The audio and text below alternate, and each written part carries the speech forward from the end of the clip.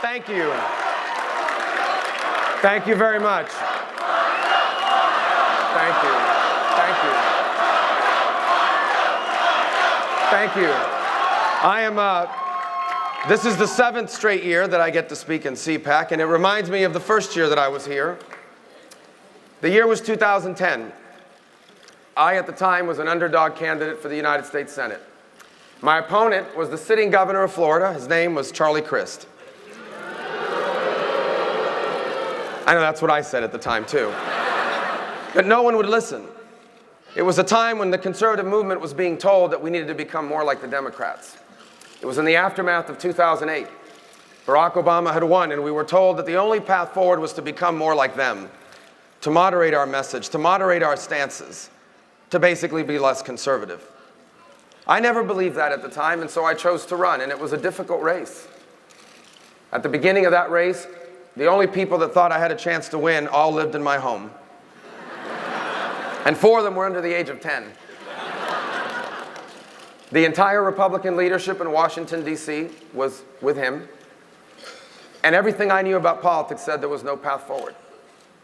But it didn't matter to me at the time, because I believed deeply that if America continued on the road that the new president had put us on, we would lose the things that made it a special country and the place that changed the history of my family. You fast forward 7 years to this moment, things have only gotten worse. We've only gotten further and further away from the principles that made America the greatest nation in all of human history. And it brings us to this moment in our history now. The election of 2016 is no longer simply a choice between political parties or even ideologies. The fundamental question before America right now is, what kind of country is this going to be in the 21st century? The thing that I always enjoy about CPAC is the incredible number of young people that come to these. Younger Americans.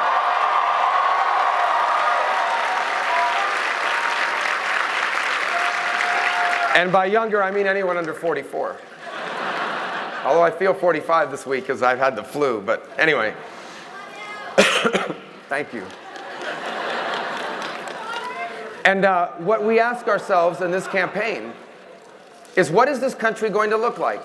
What will it look like when my 16-year-old daughter graduates from college? What will it look like when my 13-year-old daughter starts her first business? Or my 10-year-old son starts his family? Or my 8-year-old son buys his first home? I can tell you what it's going to look like if we stay on the road we're on right now.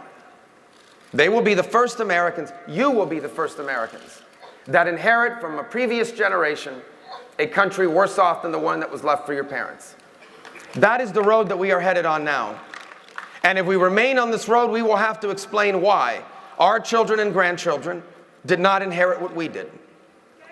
To get off of this road, we must re-embrace the principles that made us the greatest nation to begin with.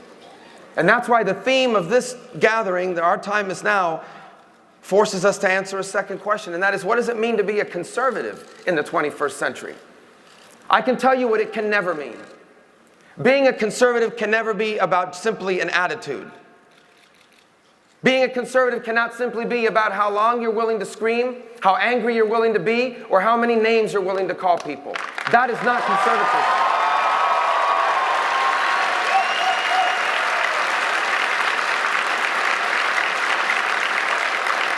Conservatism has never been about fear or about anger, not at its best. Do people have a right to be fearful of the future right now? Yes. Because for over 2 decades, leaders in neither party have solved the problems before us. Do people have a right to be angry about not just the political class, but every institution in society? Absolutely. But neither anger nor fear will solve our problems. It can serve to motivate us, but it will not solve our problems. What will solve our problems is a specific set of ideas built on bedrock principles that made America the greatest nation to begin with, and applying those principles to the unique challenges of this new century. And those principles are not complicated. It begins with the notion that this nation was founded on a powerful spiritual principle, that our rights do not come from government, our rights do not come from our laws, our rights do not come from our leaders, our rights come from God.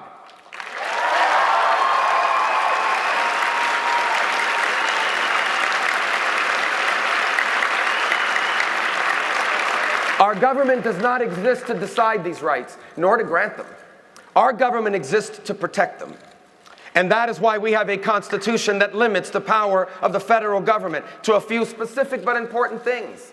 And we have abandoned that. We have abandoned it in both political parties. We have reached a moment in our history where we think that every problem in America has to have a federal government solution. Every problem in America does not have a federal government solution. In fact, most problems in America do not have a federal government solution, and many of them are created by the federal government to begin with.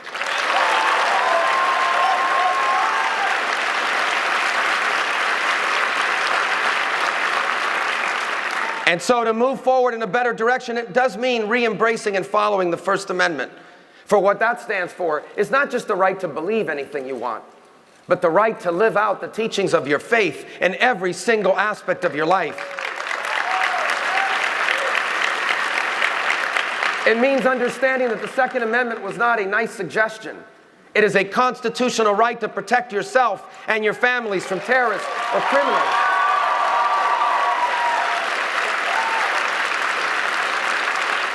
It means adhering to the 10th Amendment, in which power, if it even belongs in government, is reserved to the states.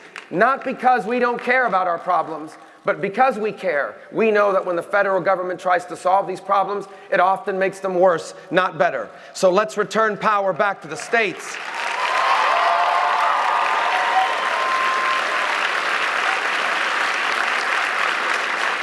Conservatism means re-embracing true free enterprise. True free enterprise, which I believe in, not because my parents were wealthy, not because I inherited millions of dollars, because I did not, but because as I walked onto the stage here today, I walked through the kitchen of this hotel, and I met people and shook the hands of people who are doing the jobs my parents once did.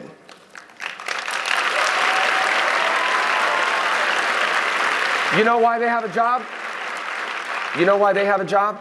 You know why my parents had a job? Because free enterprise works. Because someone created those jobs. And with those jobs, they are able to feed their families and raise them and buy homes and a better future. Free enterprise is the best economic system in the history of the world because it is the only system where you can make poor people richer and you don't have to make rich people poor.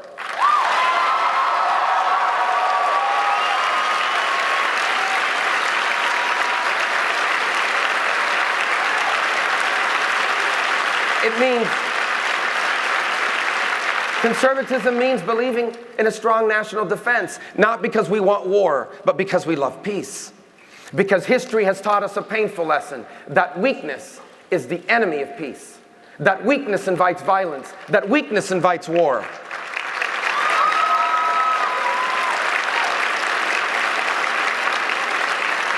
And so conservatives believe that the U.S. military should always be the most powerful one on earth because the world is a safer and better place when America is the strongest military in the world.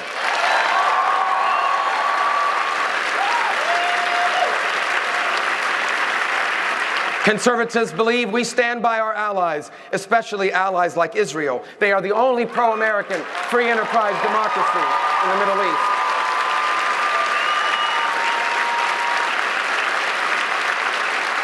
Conservatives believe that we need to defeat radical Islam, not because we want war, but because ISIS and other radical Islamists are enemies of peace. And that's why we need a president under whom the best intelligence agencies in the world will find terrorists, and the best military in the world will destroy them. And if we capture them alive, a president that won't bring them to the United States, a president that won't grant them a court-appointed lawyer, a president that will send these terrorists where they belong, to Guantanamo Bay, Cuba.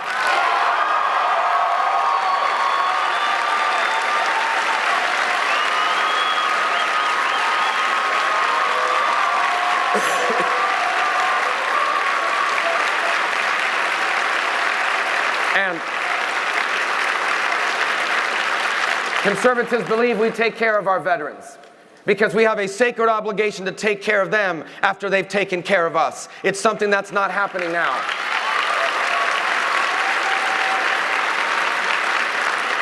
And yes, conservatives believe in traditional values, not because we want to impose our views on anyone, but because to abandon those values would be to ignore our history. Americans are not the most generous people on earth because our laws make us generous. People do not contribute to charity in this country in record amounts because we have a tax break from it. We do so because this nation has been shaped by Judeo-Christian principles that teach us that we have an obligation to care for one another.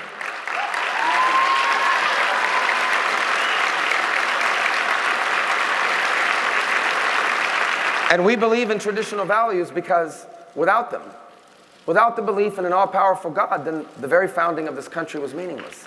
It was founded on the principle that our rights come from God. If there is no God, then where do your rights come from other than what your leaders decide they are? You do not understand America, and you do not understand our history if you do not understand the role that our faith community has played in making us the greatest nation in the history of all mankind.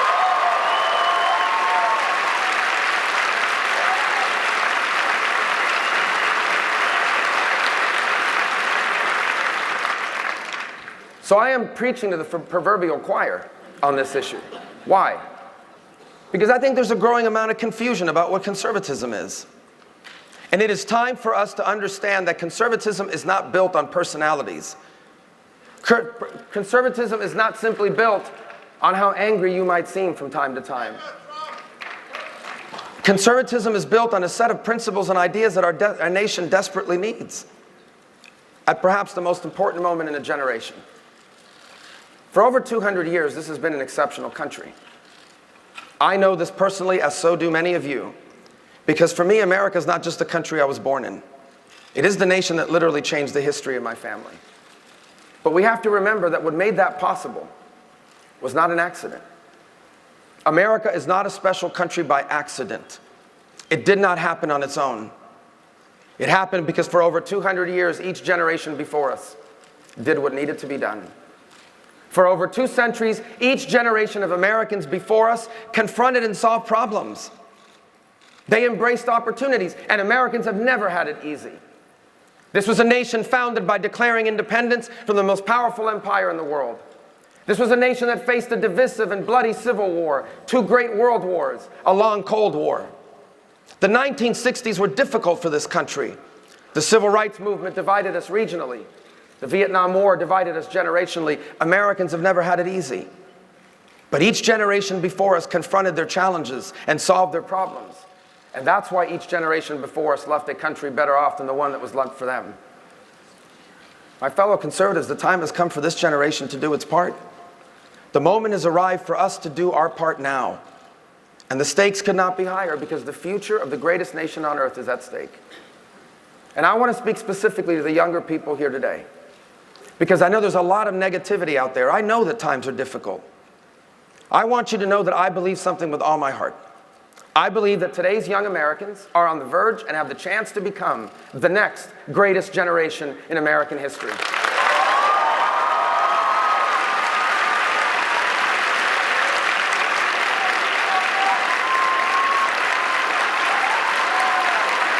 I believe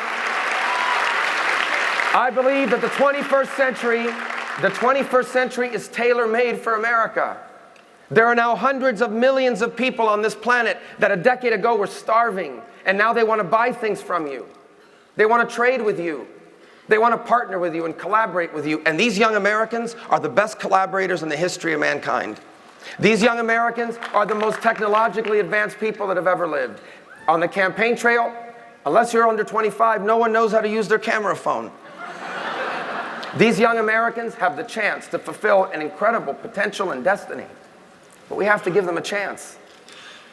And they won't have a chance if a Hillary Clinton or a Bernie Sanders is elected. And they won't have a chance.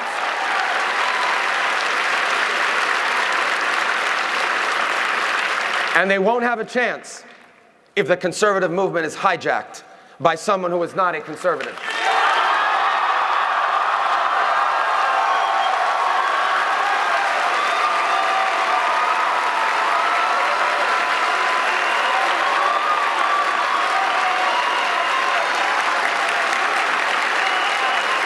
And so,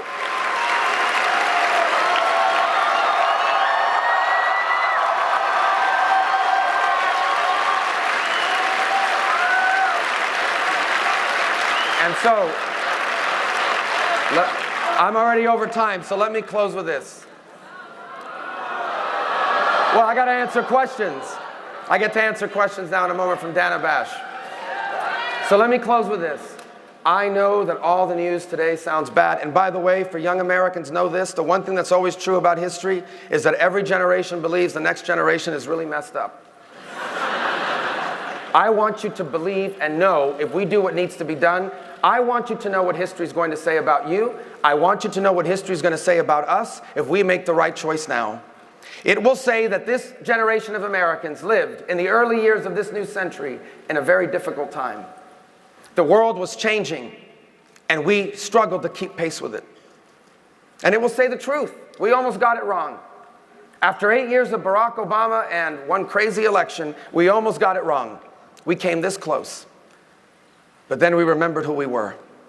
Then we remembered what America was. Then we confronted our challenges and embraced our opportunities. And because we did what needed to be done in 2016, our children became the freest and most prosperous Americans that ever lived. Because we did what needed to be done, the American dream didn't just survive. It reached more people. It changed more lives than ever before. Because we did what needed to be done, the 21st century became greater than the 20th century. It became the greatest era in our history. It became a new American century. This is what we have the chance to do together, and our time to do it is now. Thank you. Thank you. And now I'm going to answer some questions from a journalist many of us respect very much. The CNN's chief political correspondent, Dana Bash, is here. So I look forward to answering your questions. Hold on.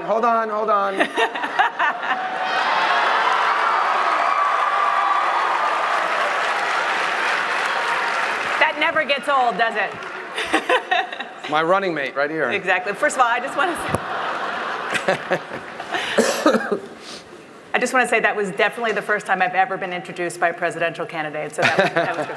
I have a whole list of questions that I want to ask, but one thing that you were just talking about struck me that I want you to talk about, because I too came in through the back, through the kitchen, and that is definitely how you approach a lot of these events, and people don't really realize that, but for you it is personal. Yeah.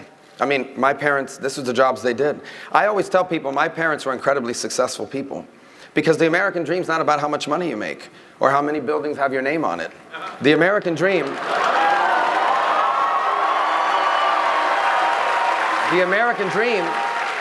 I wasn't talking about anybody in particular, I'm just saying. It wasn't about. The American dream is about achieving happiness. When you become a firefighter or a police officer or a teacher or a nurse, you know you're not going to become a billionaire. What you want is what my parents achieved. And what my parents achieved working as a bartender and a maid at a hotel, after arriving here with nothing, no education, no money, the first words my dad learned in English were, "I'm looking for a job." You know what my parents achieved? They owned a home in a safe and stable neighborhood. They retired with dignity, and they left all 4 of their children better off than themselves. That's the American dream. Now, I know you weren't talking about any particular person when you just Well, I probably was, but I mean, trying to be nice. So let's go there. Donald Trump was supposed to be here this morning. He backed out. He instead was in Kansas. I sense that the crowd has an opinion on that. Do you? Yeah, I mean, this is the American Conservative Union, and so, I mean, it's usually reserved for conservatives. And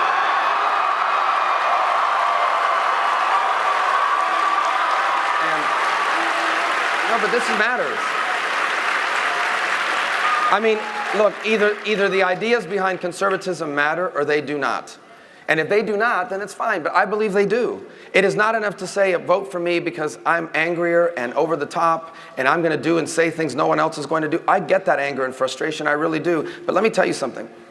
I've said this before. It is not a coincidence that there are people, a plethora of young conservative leaders in this country in their 40s and 50s. Myself, Ted Cruz, Rand Paul, Scott Walker, Susanna Martinez, Nikki Haley, Paul Ryan. Why? Why are there so many young conservatives now serving our country? I'll tell you why. Because we grew up in the era of Reagan. And Ronald Reagan looked and acted nothing like Donald Trump.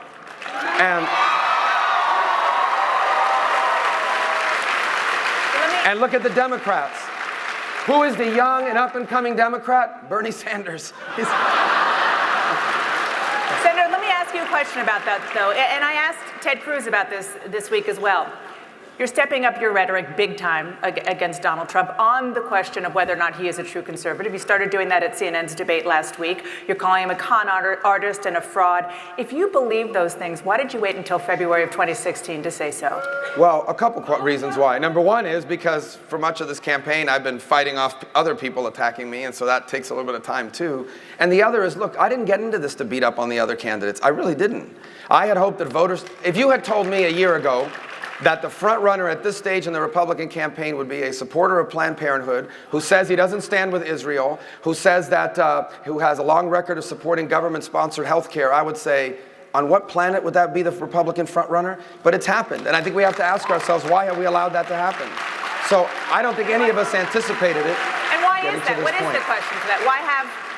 Why have conservatives have voted and voted for him? Well, I mean, part of the reason, and I think you're one of the reasons why, and I don't mean to take you on this, but I want to be clear, because I've now been sitting here for 5 minutes, and 2 of the 3 questions have been about Donald Trump. That's the reason why he keeps getting all this attention.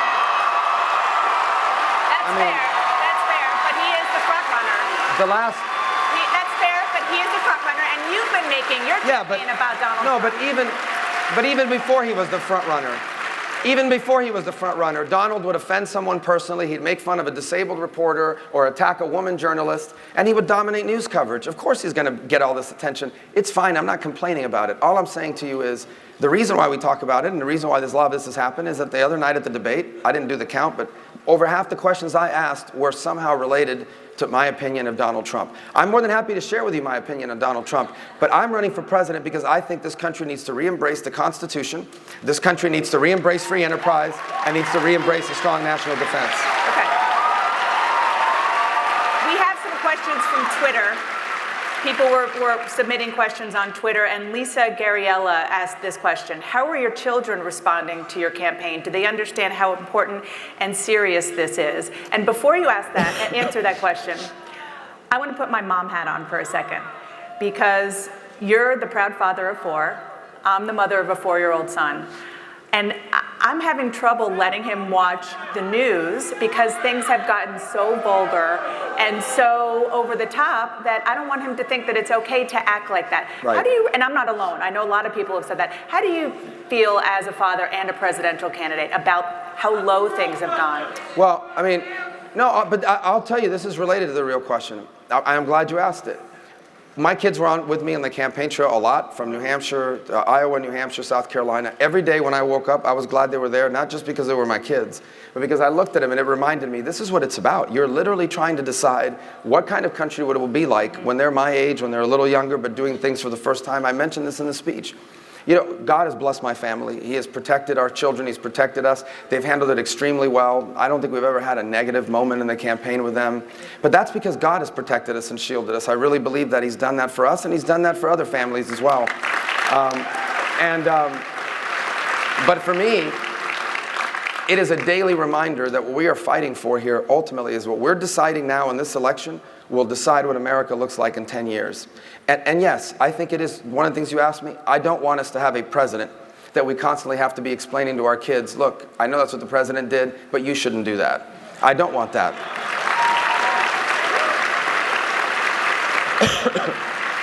We actually had a president like that not long ago. It was really bad. But I'll leave that one alone. But just to follow up, but the rhetoric has been, I mean, I understand you're saying that you are trying to answer him and some of the things that he has been saying, but, you know, I can't explain to my kid about this, you're talking about hands and things like that. Well, look.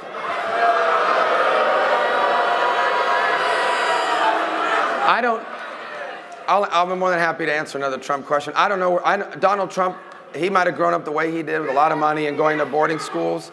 I can tell you this, where I grew up, if someone keeps punching people in the face, eventually someone's going to have to stand up and punch them back. So, you know. I want to ask another question from Twitter. This is on the Supreme Court from @SarahLeeAnn. Do you think President Obama should appoint a justice to SCOTUS, the Supreme Court, prior to the end of his term? Why or why not? No, absolutely not. And the reason why is first of all, I agree with Joe Biden in 1992 when he said we should not be electing Supreme Court or nominating Supreme Court justices in an election year, much less in the 8th year of this president. First of all, the Supreme Court can function with 8 justices. The number 9 is set by Congress. I'm not advocating we do this, but if we wanted to change it to 8 or 7, we could. There's no magic number 9. Number 2, this president's completely unaccountable. He is going to be nominating someone to what is basically a lifetime appointment, and we can't hold it against him in an election. So we're going to have a debate in this country over this. There's going to be an election in November. God willing, we're going to nominate and elect a conservative, and that conservative will then appoint, I hope, someone more like Justice Scalia than the kind of nominees we've gotten out of this president. So do you think that all candidates now, Republican and Democrat, should pledge not to nominate a Supreme Court justice in their last year of their term? Sure, I would do that now, and that's, by the way, has been the practice for over 80 years in this country. The only time they want to bend the rules or change the rules if there's a Democrat in office, so they're all ignoring what Joe Biden said in 1992, but it goes back to the point I made. This is a lifetime appointment. You cannot, unless this person that gets appointed murders someone, it's going to be very difficult to remove them from the court. And so the bottom line is we should not be putting someone, when the balance of the court is at stake, in that position when in fact Barack Obama will not be held accountable for it by the electorate. Okay. I have another question. It is about something Donald Trump said, but it's on an important issue, which is torture. You were standing next to him in the debate. You heard what he said on torture, and then he reversed himself, saying that he understands that the United States is bound by laws and treaties and will not order our military or other officials to violate those laws. What do you think of that, and what do you think is the most important position of a president on the issue of torture? Well, I think the most important issue... The most important job of president is to be commander-in-chief. A commander-in-chief will never ask the armed forces of the United States to do something that would violate the rules of war, or quite frankly, the internal practices of our military. But I want to be clear about interrogation, okay? We have to understand that this is not about torture. No one here is asking for torture. But you cannot use the same interrogation techniques on a terrorist that you do on a criminal. Here's why. A criminal, when you are interrogating a criminal, what you are trying to do is gather evidence for a trial so you can convict him. When you are interrogating a terrorist, what you are trying to gather is information to prevent a future terrorist attack. It's not about evidence for trial. And I don't talk about interrogation techniques. You know why I don't talk about interrogation techniques? Because when you describe interrogation techniques, terrorists they do practice evading interrogation techniques. How to evade telling you the truth. So we are going to interrogate terrorists, but right now that's not even an issue. You know why? Because Barack Obama doesn't send them anywhere. He's releasing terrorists from Guantanamo. Who are we going to interrogate? When I'm president, if we capture a terrorist, they're going to Guantanamo and we will find out everything they know. Question from Steve Klaus. He wants to know, how will your faith figure into your presidency? Well, my faith is the biggest influence on my life. And by the way, I think that's something people should be proud of. I'm a Christian. I cannot impose my faith on anyone. My faith is the free gift of salvation that you have to willingly accept. But I can tell you, my faith teaches me this. My faith teaches me that in order for me to serve the Lord, I have to serve others.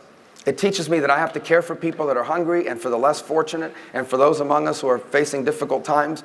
Now, Democrats would say the only way to care for people like that is through more government. The reason why I believe in free enterprise is because I know that free enterprise allows people who are struggling to find a better job and a better life.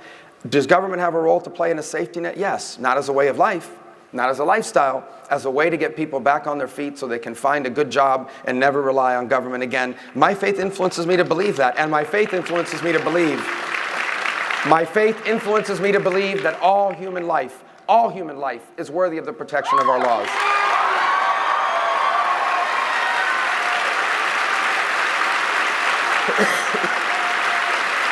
A political question. This, in a week and a half, as you well know, is the Florida primary, a crucial test for your campaign. Governor John Kasich said that if he doesn't win his home state of Ohio, he'll drop out. What will you do if you don't win? Well, I've never based my campaign on one state, but I can tell you this. We will win the state of Florida. We will beat Donald Trump there the way we beat Charlie Crist. I have experience at beating people who say who they are, who don't say who they truly are. I have experience at beating people who portray themselves to be one thing but are actually something else, and you're going to find that out on March 15th in Florida. One person who is not going to be on the ballot is Jeb Bush. I know that the two of you have spoken. Have you asked him for his endorsement? Yeah, I don't discuss private conversations with anyone. Would you like to have his endorsement? I would like to have as many endorsements as I can get because I want to unify the party, but I'm not going to discuss private conversations. Suffice it to say that no matter what happens in a campaign, I said throughout the campaign repeatedly that I had tremendous admiration for Jeb Bush, that I believed he was the greatest governor in Florida history, although Rick Scott's a very good governor too, and that I will always have tremendous affection and respect for him, despite the fact that because of a weird quirk of fate, we ended up running for the same office at the same time. I did not run for president to stop Jeb Bush. I ran for president because I believe America's greatest days lie ahead if we do what needs to be done right now in 2016. This is another question from Twitter from DToller13. To all candidates, best answer gets his vote. Oh, okay. No pressure. Where does he live? Well, he didn't say. Miami, no. What is your plan to unite the country as president, i.e. racial police trust? Well, look, first of all, let's be clear. The police departments in this country are among the finest people in our country. I mean, they just are. The other day, we were reminded. In Virginia, a week ago, 3 police officers were shot. One of them was a Marine reservist. She was on her first day on the job and she died. So we have tremendous admiration and respect for our police officers, and I thank God every day for what they do for our families. I also think in this country, irrespective of police departments, putting aside the police department issue, yes, there are a significant number of Americans that live in majority-minority communities who feel like they're locked out of the American dream. And if a significant percentage of the American family feels like they're being left behind, we have an issue, we have to confront it. And here's how we're going to confront it. We're going to confront it by embracing free enterprise. It is the only economic model in the world where you can make people better off without pulling anyone else down. I believe free enterprise works because I've lived it. My parents would never have been able to achieve for our family what they achieved in America anywhere else on the planet. Because almost anywhere else in the world, your future is decided by whether or not your parents are the right people and are connected to the right people. Not in America. That's not who we've been. That's not who we're going to be. And I think that's the best for all Americans, irrespective of your background. In the end, all this hyphenation stuff, that's fine. But we're all Americans. And if I'm president of the United States, I will be a president for all Americans.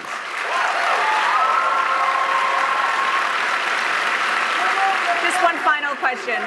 Just on a personal level, what has been the most surprising part of this campaign? I mean, it is grueling. Obviously, you're sitting here with the flu, right?